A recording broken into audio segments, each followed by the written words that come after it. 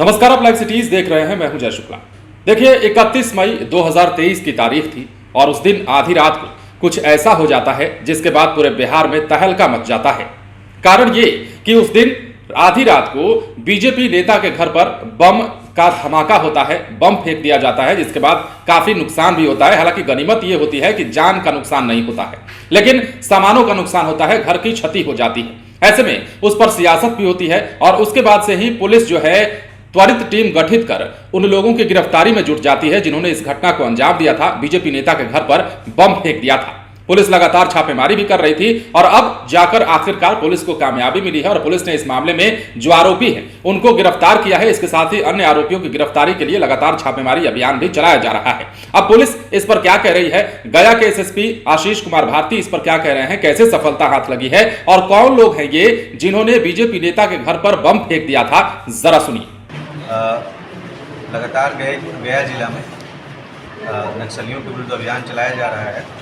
गया पुलिस के द्वारा जो सीआरपीएफ 159 बटालियन, कोबरा 205 बटालियन तथा अन्य जो सुरक्षा बल हैं उनके साथ कोऑर्डिनेशन करते हुए यहाँ पर लगातार छापेमारी किया जा रहा है। इसी क्रम में यह सूचना मिली कि झारखंड तथा बिहार राज्य में कई कांडों में वांछित कुख्यात नक्सली अरविंद भुइयां, जो कि जोनल कमांडर भी है नक्सल ऑर्गेनाइजेशन का इस क्षेत्र का, वो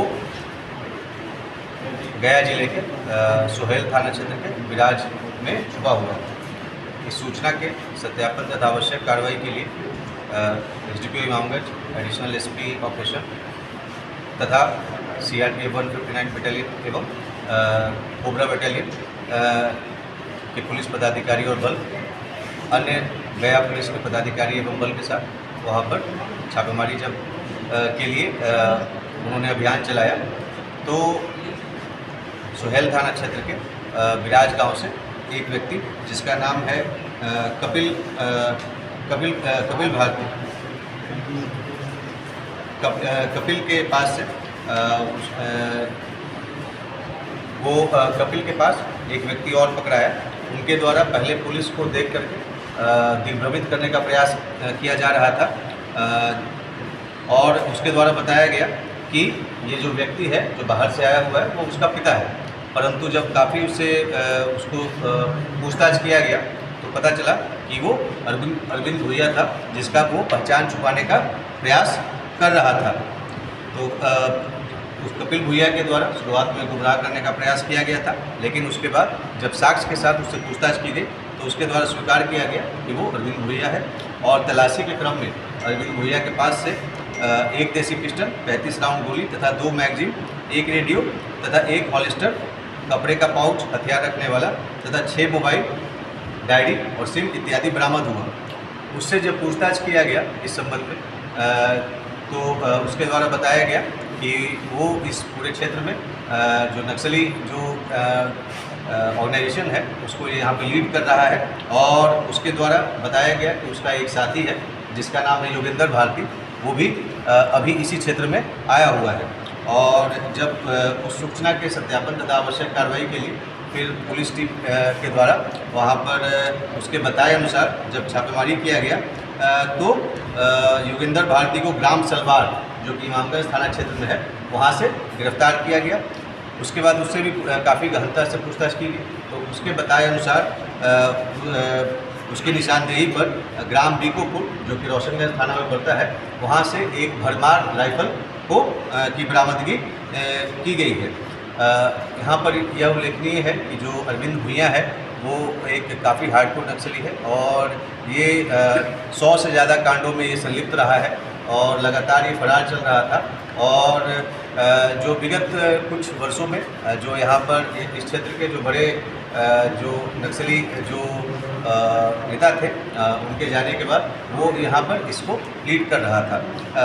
ये इसके ऊपर झारखंड सरकार के द्वारा 10 लाख रुपए की इनाम की राशि की घोषणा की गई है और बिहार सरकार के द्वारा 50,000 रुपये की इनाम की राशि की घोषणा की गई है। तो सुना आपने, तमाम जानकारी दे रहे थे गया के एसएसपी आशीष कुमार भारती। अब यदि मामला एक बार हम फिर से आपको याद दिलाएं, ताजा कराएं, तो बीजेपी नेता के घर पर बम का धमाका हुआ था। 31 मई की वो तारीख थी। अब पुलिस ने इस मामले का खुलासा कर दिया है।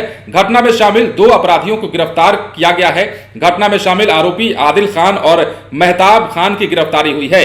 इतना ही नहीं, इनके पास से एक देसी पिस्टल, 5 जिंदा कारतूस, 12 बोर का कारतूस 6 बरामद हुआ है। इसके अलावा 2 मोबाइल सहित घटना में प्रयुक्त पल्सर मोटरसाइकिल को भी बरामद कर लिया गया है।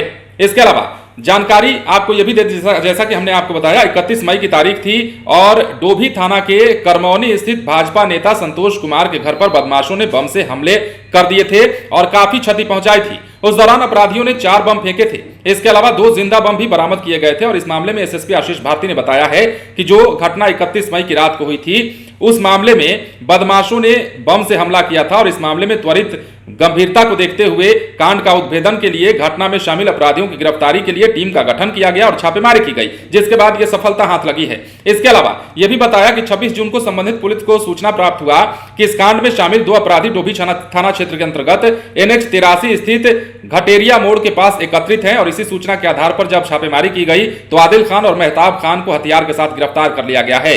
इन दोनों ने इस कांड के साथ साथ डोभी थाना क्षेत्र में कई मामले में आपराधिक संलिप्तता भी स्वीकार की है। साथ ही बमकांड और अन्य सहयोगी के शामिल होने की भी बात इन्होंने बताई है। अब उनकी ही निशानदेही पर जो है पुलिस आगे भी कार्रवाई कर रही है और जो बाकी बचे हुए लोग हैं जो इसमें शामिल हैं, उनकी गिरफ्तारी के लिए भी लगातार छापेमारी की जा रही है।